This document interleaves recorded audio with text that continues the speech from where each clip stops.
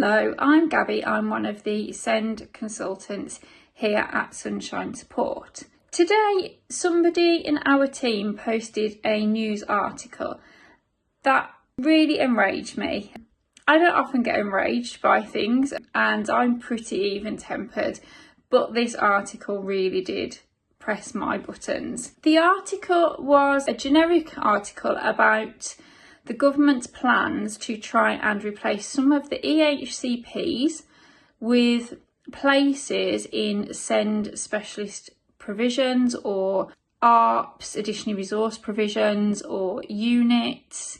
So different people call them different things, but essentially they are provisions within mainstream settings that are there to cater for children with specific additional needs. Now, as some of you already probably know, I worked in an additional resource provision for children with developmental language disorder for 15 years.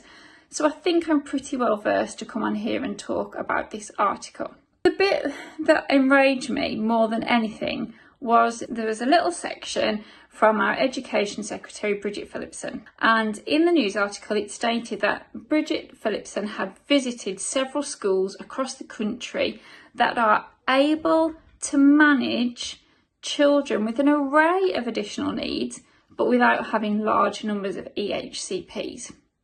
Which got me thinking, where were those schools? Because the constituency that Bridget Phillipson is from is pretty much a stone's throw away from where I live. And I know the schools here incredibly well. And I know that the schools here are not managing an array of needs and are actually really struggling to meet the needs of children with a huge amount of SEND and a huge diversity of SEND. I know that money is tight. I know that heads are struggling to recruit. I know that expertise is lacking in our support staff. And I know this because I've experienced it for the last 15 years prior to coming to Sunshine Support. I'd also like to know which schools she visited and in which areas, because depending on what schools in what areas she visited, she's going to get a very, very different picture across the country. So if she were to visit a school in the area that I grew up in Birmingham, she's going to get an incredibly different picture to perhaps a school in somewhere like Surrey or in Cornwall. It's going to be a very different picture, isn't it? Schools across the country are going to be experiencing a vast range of different difficulties. So if the schools that she visited were managing these large numbers of children with needs without EHCPs, there are so many questions on so many levels. Are the schools applying for EHCPs, or are the local authorities making it incredibly difficult for schools to do that by applying arbitrary rules that they're not supposed to do, that are all essentially unlawful? Are they applying policies? What's the training for SENCOs like? Do SENCOs know the law? But the questions are endless. Where are these schools that she visited?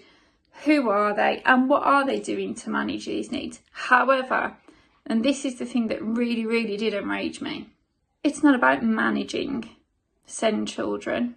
That is the frustrating part of this article. As teachers, we do not want to manage SEND children. What we want to do is we want to ensure that they are successful, that they thrive, that they are given the best education and the best opportunities. We want to teach them in a way that works for them.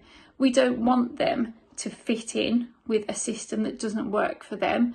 We want to be able to teach them in the best way. We don't want to manage them.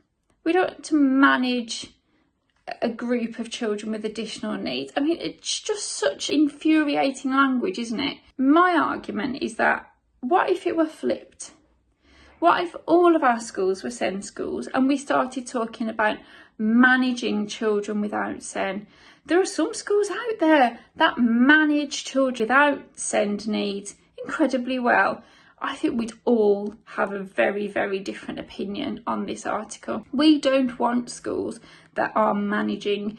We want schools that are providing fulfilling, successful educational experiences for our SEND children, and that is what is frustrating. You cannot base your opinion going to visit a number of schools who are managing children. I would love to meet Bridget Phillipson. I would love to tell her all about the experiences I had of running a SEND additional resource provision and the challenges that we faced. I would love to ask her why, if she feels that adding more additional resource provisions to mainstream schools is going to meet the needs of our children with SEND without providing them with an EHCP, why were the 3 language units in my local authority reduced to 2? And that was only recently. That I would more than happily welcome a conversation with her about. Anyway, that's enough of me talking. But yeah, I felt really strongly that I needed to just come and let off some steam about this article. So hopefully the next time you see me, I won't be quite so enraged. And I look forward to seeing you all again at Sunshine Support.